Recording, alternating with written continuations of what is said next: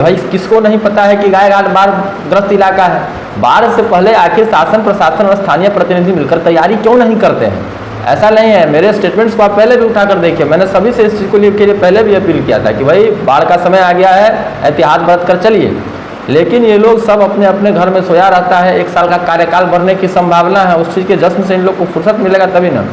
अभी कांटा वाला जो रोड है उस पर देख रहे हैं कि सड़क ही गायब हो गया है। सबसे पहले स्वागत है। और श्रावण मास की खास पावन महीना जो है चल रहा है और सावन की दूसरी सोमवारी है, क्या कुछ कहेंगे बाबा के भक्तों से? नमस्कार, प्रणाम आप सभी को, आपके सभी दर्शकों को। श्रावण मास चल रहा है, महादेव के मतलब उनका जो सबसे पवित्र महीना है, इसका बड़ा धार्मिक भी महत्व है और वैज्ञानिक दृष्टि से भी इसका बड़ा महत्व होता है। मैं श्रावण मास का, श्रावणी मेला का, श्रावण के सोमवार का गायघाट और मुजफ्फरपुर के तमाम लोगों को बहुत सारी शुभकामनाएं दूंगा। मैं उनसे निवेदन करूंगा कि महादेव की भक्ति करते हुए अपनी सुरक्षा का भी ख्याल रखें, क्योंकि भीड़ बहुत अधिक हो रही है। इसमें देखते हुए भीड़ में किसी प्रकार का आपाधापी न हो और इस प्रकार से महादेव की भक्ति करें, पूजा करें, अर्चना करें। आप सभी को श्रावण महीने की बहुत बहुत शुभकामनाएं हार्दिक करना। और रायगढ़ विधानसभा क्षेत्र में देखा जा रहा है कि बागमती के उफान के बाद जो है लोगों में काफ़ी समस्याएं सड़क को लेकर आ रही है और जहां पर लोगों की मुश्किलें जो है लगातार बढ़ती हुई नजर आ रही है, क्या कुछ नहीं है? देखिए, बहुत पहले से ही इस चीज़ को लेकर हम आवाज़ उठा रहे हैं, हल्ला कर रहे हैं कि भाई हर बार यहाँ यही परिस्थिति होती है। जब बाढ़ आ जाता है, सड़कें टूट जाती हैं, गांव का गांव लोग डूब जाता है। उसके बाद लोग तरह तरह का बात करते हैं, ढांढस बनवाते हैं, गरियाली आंसू बहाते हैं, जबकि असलियत में इससे पहले भाई किसको नहीं पता है कि गायघाट बाढ़ ग्रस्त इलाका है। बाढ़ से पहले आखिर शासन प्रशासन और स्थानीय प्रतिनिधि मिलकर तैयारी क्यों नहीं करते हैं? ऐसा नहीं है, मेरे स्टेटमेंट्स को आप पहले भी उठाकर देखिए। मैंने सभी से इस चीज़ को लिए पहले भी अपील किया था कि भाई बाढ़ का समय आ गया है, एहतियात बरत कर चलिए। लेकिन ये लोग सब अपने अपने घर में सोया रहता है। 1 साल का कार्यकाल बढ़ने की संभावना है, उस चीज़ के जश्न से इन लोग को फुर्सत मिलेगा तभी ना। अभी कांटा वाला जो रोड है उस पर देख रहे हैं कि सड़क ही गायब हो गया है और इतनी बड़ी विभीषिका के बाद भी अभी तक कोई भी प्रतिनिधि, बड़ा नेता को तो छोड़ ही दीजिए, बड़े तो बहुत बड़े लोग हैं, छोटा जो प्रतिनिधि है या जो मैंने स्थानीय शासन प्रशासन के लोग हैं, कोई ध्यान नहीं है, कोई जाकर देखने वाला नहीं है, सुनने वाला नहीं है। लोगों की समस्याओं को, वहाँ खाने पीने की जो सप्लाई चेन होती है वो टूट गई है, आने जाने की व्यवस्था नहीं है। खुदा न करे किसी प्रकार का मेडिकल इमरजेंसी हो जाए तो व्यक्ति के पास वहाँ से निकल करके पास के प्राथमिकी अस्पताल तक जाने के लिए भी सुविधा नहीं है। मैं स्वयं 3 दिनों से देश से बाहर था, जिसके कारण मैं खुद भी अभी तक नहीं गया हूँ। लेकिन वहाँ के जो माननीय सरपंच हैं उनसे फ़ोन के माध्यम से मैंने बात करके परिस्थितियों का ज्ञान लिया है और हम लोग जल्दी वहाँ पहुँचेंगे। सीओ से और वीडियो से हम लोग इस चीज़ के लिए अनुरोध करेंगे कि इसको जल्दी से जल्दी इसके ऊपर कोई कार्रवाई हो, इसके आने जाने के लिए रास्ता का कोई वैकल्पिक व्यवस्था किया जाए, वहाँ कुछ पुल बनाया जाए, चचरी बनाया जाए, कुछ किया जाए जिससे लोगों की जीवन आसान हो। कांटा में एक स्वास्थ्य केंद्र जो है बन के तैयार है, लगभग 2-3 वर्षों से वैसे पड़ा हुआ है। उसमें ना ही डॉक्टर आ रहे हैं और ना ही कोई जो स्वास्थ्य विभाग का कर्मचारी है वो आ रहे हैं। इसके लिए लोगों में जो है स्वास्थ्य विभाग से नाराज़गी देखी जा रही है। इस बात को लेकर जो है कई युवाओं को देखा गया है कि प्रखंड विकास पदाधिकारी से मिले हैं, इस पर क्या कुछ करेंगे? हाँ, मुझे इस बात की जानकारी, सूचना प्राप्त हुई है कि इस प्रकार की परिस्थिति है। मैंने गायघाट के जो प्रभारी हैं, स्वास्थ्य विभाग के पीएससी प्रभारी, मैंने उनसे इस बात किया है। उन्होंने बोला है कि इस पर जो भी आवश्यक कदम है वो उठाए जाएंगे। मैं माननीय सिविल सर्जन से भी बहुत जल्द मिलने का कोशिश करूँगा कि उनसे मिल के इस चीज़ के ऊपर ये करूँ। लेकिन समस्या यहाँ है कि जो जिला परिषद होता है, जिला परिषद का काम है कि पूरे ज़िले में जितने भी विभाग हैं उनके द्वारा किए जा रहे कार्यों का मूल्यांकन करना, नज़र करना, निगरानी बनाकर रखना और उनसे सही ढंग से काम करवाना। लोगों को जानकारी नहीं है, इसलिए लोग किसी को ब्लेम करते हैं, किसी को आवेदन देते हैं, कुछ भी करते हैं। भाई आपने जिस व्यक्ति को चुना है वह खुद निकम्मा है, निर्लज है, और ये हम नहीं। आप जा करके देखिए, अभी कुछ दिन पहले उन्होंने एक टीवी चैनल पे जो है वो उन्होंने एक इंटरव्यू दिया था और उन्होंने बताया था कि जिला परिषद का क्या काम होता है। और हम उनसे पूछते हैं कि इसमें से कितना काम तुम खुद किए हो? एक भी नहीं। हम यही बात तो उतने दिन से कह रहे हैं ना कि पिछले 15-20 साल से ये आदमी कुछ किया ही नहीं है, सिर्फ बोल बच्चन। हाँ, कि हम किसान नेता हैं, किसान नेता हैं तो हर साल किसान का फसल रह जा रहा है, कहाँ उसके लिए आप कुछ करवा पाए, कुछ कर पाए? कुछ नहीं। और अपने घर के सामने रोड टूटा हुआ है ना, अपने घर के सामने का रोड आप बनवा नहीं पाए। निर्लज्जता का इससे बड़ा कोई पराकाष्ठा होगा क्या? धूर्त है वो, खत्म आदमी है वो।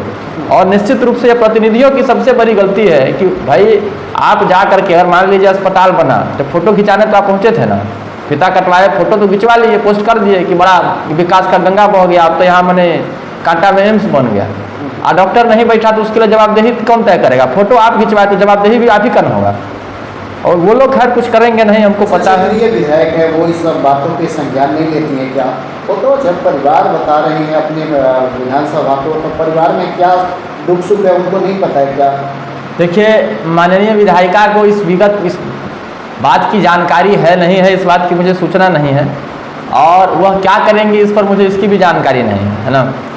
लेकिन हम इस परिस्थिति के लिए मैंने जिला परिषद को इसीलिए कहा है कि हम जो जिसके लिए जिम्मेवार हैं हम उसी की बात करते हैं। यह काम शुद्ध रूप से जिला परिषद का है कि वह जिले में चल रहे और अपने क्षेत्र में चल रहे तमाम योजनाओं का, आप बताइए, लोग को 5 किलो की जगह 4 किलो राशन मिलता है ना। तो ये जो उपभोक्ता विभाग है ना, खाद्यान्न विभाग है, ये किसके कंट्रोल में है? इसके लिए जिला परिषद जिम्मेवार नहीं है क्या? कई बार किसको पूछने गए हैं, नहीं पूछे हैं, क्योंकि कारण है वो जो 1 किलो अनाज करता है उसमें 2-4 रुपया पर किलो उन लोग को भी मिलता है। सब अपना अपना भोग रहा है, लोगों से कोई मतलब थोड़े है। लोग को जात के नाम पर है ना, कभी धर्म के नाम पर, उससे भी नहीं होगा तो बागमती परियोजना के नाम पर डरा के धमका के वोट तो ले ही लेते हैं। हर बार लोग दे ही दे रहा है, लोगों में भी समस्या है ना, लोग दे भी दे रहा है, तो लोग काहे काम करेंगे? अच्छा, लगातार जो है सामाजिक मुद्दे को लेकर आप उजागर करते हैं, लोगों के बीच दुख सुख में जाते आते हैं, कहीं ना कहीं एक ऑन द फोकस ऑफ जो भी माइंड सेट हैं चुनाव को लेकर है। तो क्या कुछ कहेंगे? चुनावी परिसीमन लगातार बढ़ते क्रम में है। वैसे में देखा जा रहा है कि बिहार में जो पंचायती चुनाव है वो 1 साल आगे बढ़ा दिया गया है, तो उससे क्या करेंगे? तैयारी लगातार आपका चलता रहेगा या आप फिर बीच में ब्रेक लेंगे? क्योंकि कई सारे लोग जो है चुनाव को लड़ना चाह रहे हैं लेकिन आपकी तरह खुलकर बोल नहीं पा रहे हैं, सामाजिक मुद्दे को उजागर नहीं कर रहे हैं, वो सिर्फ समय देख रहा है कि चुनाव आएगा इसके बाद फोकस कर देंगे। देखिए, चुनावी परिसीमन, चुनाव आना, लड़ना नहीं लड़ना, ये सभी अलग विषय है। मैंने इस बात को पहले भी कहा है, मैं आज भी कह रहा हूँ कि भाई हम चुनाव की राजनीति नहीं करने आए हैं, चुनाव की राजनीति करते भी नहीं हैं। आप जितने भी जगहों में मैं गया हूँ, मैंने क्या कभी किसी से कहा है कि भाई हम वोट लड़ने आए हैं, हमको वोट दीजिएगा? कभी नहीं। हम लोग का दुख सुनते हैं, उसको उजागर करते हैं, लड़ते हैं और मैं जीता भी हूँ। मैंने जितने मुद्दों को उठाया है प्रखर होकर के मजबूती से। क्रिटिक्स, देखिए, विरोध किसी का भी हो सकता है, होता ही है, ये तो दुनिया का नियम है। ईश्वर का विरोध हो सकता है तो हमारा नहीं होगा क्या? विरोधी कुछ कहते हैं, कहते रहेंगे, वो उनकी अपनी जगह। लेकिन जिन भी मुद्दों को लेकर के अंकित झा लड़े हैं, आपने देखा होगा, ये ऑन रिकॉर्ड है, लगभग सभी मुद्दों पे हमारी जीत हुई है। कुछ ना कुछ कार्रवाई लोगों को करना पड़ा है, जो बहुत बड़े बड़े लोग थे उनको भी। तो हमारा तैयारी चुनाव से संबंधित नहीं है। मेरे लोगों को जहाँ तकलीफ होगी, जहाँ मुझे जानकारी होगी, मैं लोगों के बीच जाता ही रहूँगा, मैं लोगों की तकलीफ़ें सुनता रहूँगा, उनकी आवाज़ उठाता रहूँगा, उनके लिए जो बन पड़ेगा हमसे वो काम करते रहेंगे। और चुनावी परिसीमन वो सरकार का अपना विषय, इसमें भी भारी साजिश है। अभी के परिस्थिति में आप देखिएगा कि जितने भी मैंने पंचायती राज में जनप्रतिनिधि हैं, इस बार परिस्थिति यह बन गई थी, एक भी अपना सीट नहीं बचा पाता। इसीलिए ये लोग अपने को समय मिले, या एटलीस्ट अब चुनाव आगे बढ़ गया तो 1 साल तो उनका कार्यकाल बढ़ गया ना, कुछ मलाई और काट लेंगे, कुछ और झूठ बोल लेंगे, थोड़ी चोरी दलाली भ्रष्टाचार और हो जाएगी। चूँकि ये शायद सब 90% लोग के लिए तो अंतिम ही टर्न है। अब इसके बाद तो साला उनको कोई मैंने एक वोट देने वाला नहीं मिलने वाला। इसीलिए ये लोग हल्ला हंगामा करके, कोर्ट जा करके, धरना प्रदर्शन करके, सरकार पे दबाव बना करके परिसीमन के लिए, और कहता है कि 2011 से करेंगे। भाई 2011 और 2026 15 साल का अंतर है, तो ये तो उससे भी बड़ा बेवकूफ़ी है। अगर 91 के जनसंख्या के हिसाब से यह अब चुनाव नहीं होना चाहिए तो 11 के हिसाब से क्यों होना चाहिए? 11 क्या भी है? 2011 में हम लोग बैठे हुए हैं क्या? 1-2 साल की तो बात नहीं है, 15 साल हो गया। ये सरकार की भी बहुत बड़ी मूर्खता है। और सरकार की मूर्खता क्यों नहीं हो? जब बैठे हुए लोग जो है, जो टॉप ऑफ द मैंने लाइन लोग हैं, वो लोग कितने शिक्षित समझदार हैं, गुणी हैं, उनका ट्रैक रिकॉर्ड पूरा बिहार जानता है, पूरा भारत जान रहा है, इसमें हमको बताने की ज़रूरत थोड़े है। तो कहावत है कि भाई आना देश का कन्हा राजा, वही है। वो सारे लोग चौपट हैं, पागल हैं, तो एक नरसंहारी को, मूर्ख को पकड़ करके अपना मुखिया बना दिया है, पूरे बिहार के ऊपर थोप दिया है, जिसका परिणाम आपने बांकीपुर में देखा होगा। हाँ, राजनीतिक चाणक्य के नाम से जाने जाने वाले प्रशांत किशोर का आप भी फैन हैं, कहीं ना कहीं उनके मार्गदर्शक पे आप भी चलते हैं। और कथन और बोलचाल की भाषा थोड़ा थोड़ा पकड़ में आप भी आ रहे हैं कि हवाई चप्पल का फैन, हवाई चप्पल में लोगों की मुद्दा उठाने पे जो है आप भी जोड़ देते हैं। भले ही चेहरे पे या फिर बदन पे जो भी कपड़ा है वो नहीं दिखते हैं कि हम क्या पहने हुए हैं, नहीं पहने हुए हैं, क्या मेरा तजुर्बा है, क्या औकात है, लेकिन समाज के लिए उतना ही आगे रहते हैं। प्रशांत किशोर के लिए क्या कुछ कहेंगे? बांकीपुर में प्रचंड जीत हुई है भाई, मैंने बांकीपुर के चुनाव के लिए प्रशांत किशोर जी से ज़्यादा हम बिहार के जनता को धन्यवाद देंगे, उनको सलाम करेंगे, उनको प्रणाम करेंगे कि उन्होंने, आप समझिए कि एक विधा है, ये ऐसा बहुत सारा सीट है यहाँ बगल में दरभंगा, मैंने दरभंगा जो विधानसभा क्षेत्र है, जो लोकसभा क्षेत्र है, वहाँ पे मैंने पॉलिटिकल कैंपेनिंग देखी है, की है, करवाई है, मैंने लोगों को चुनाव लड़वाए हैं। ये बात अब कोई नहीं कहेगा, लोग बहुत बड़े बड़े लोग हो गए ना पदों पे बैठे, तो लोग कहेगा चिंते भी नहीं। लेकिन जब जहाँ जिनकी गाड़ियाँ फंसी थी अंकित जहाँ वहाँ थे, एक ईंटा हमारा भी लगा है, एक कंधा हमारा भी था, और आज भी जब सामने पड़ेंगे तो उनको स्वीकारना पड़ेगा जहाँ साहब हमको जितवाए। तो ये कुछ ऐसी सीट जैसे दरभंगा भी है, वहाँ ही लोग क्या है कि जुमला है कि भाई कुत्ता बिलाई लड़ा देंगे जीते हैं, काहे वे लोग तुम्हारे बाप का नौकर है, हाँ गुलाम है तुम्हारा, कि तुम किसी को कुत्ता बिलाई लड़ा दोगे। हम लोग मैंने कुकुर बिलाई से भी खराब हम लोग हैं कि आप कुत्ते बिल्ली को लड़वा देंगे और हम लोग जितवा देंगे, मतलब हम लोग उससे भी मूर्ख हो गए। तो यह बात उन लोगों के और एक पूरे उस सिस्टम पे, वो कोई भी पार्टी हो, मैं सिर्फ बीजेपी की बात नहीं करता हूँ, कोई भी नेता हो, कोई भी पार्टी हो, उसको यह बात के लिए करारा तमाचा है कि भाई सत्ता, समाज, शासन किसी के भी बाप की जागीर नहीं है। आप यदि सही रास्ते चलेंगे तो लोग आपका समर्थन कर रहे हैं, करेंगे। आप जिस दिन यह समझने लगेंगे कि हम राजा हो गए, हमारा तो कोई मुकाबले नहीं होगा, हम हार ही नहीं सकते हैं, भाई सुनो, इंदिरा गांधी से बड़े नेता तुम नहीं हो गए हो ना, इंदिरा गांधी से बड़ा नेता अभी तो कोई पैदा नहीं हुआ है। ये देश उनको भी धूल चटा दिया था समय आने को। इसलिए अपने गर्मी को, अपने ताव को, अपने अहंकार को जरा सा कंट्रोल में रखिए, क्योंकि यह जनता है और जनता है यही असली मालिक है। अभी दिखाया ना आपको कि कैसे जनता मालिक होता है। लोग तो ये कह रहे हैं कि जिस तरह से बीजेपी को घमंड था कि हम कुत्ता बिल्ली को भी अगर टिकट दे देते हैं तो जीत जाएगा, और जिस तरह से विकेट गिराने का काम कर रहा है, किया गया है प्रशांत किशोर के द्वारा, वैसे में चुनावी रणनीति बिहार के लिए बदलता हुआ ये तस्वीर है। देखिए, निश्चित रूप से मैंने प्रशांत किशोर जी की यह बहुत बड़ी जीत है, जनस्वराज के लिए बहुत बड़ी जीत है जी। और मैंने देखा जाए तो एक उस नई विधा जो नौजवानों के राजनीति में आने का एक रास्ता है, वो एक वैक्यूम जो क्रिएट हो रहा था लेकिन दिख नहीं रहा था। समाज नौजवानों को राजनीति में स्वीकार रहा है, ये उस बात का प्रमाण है।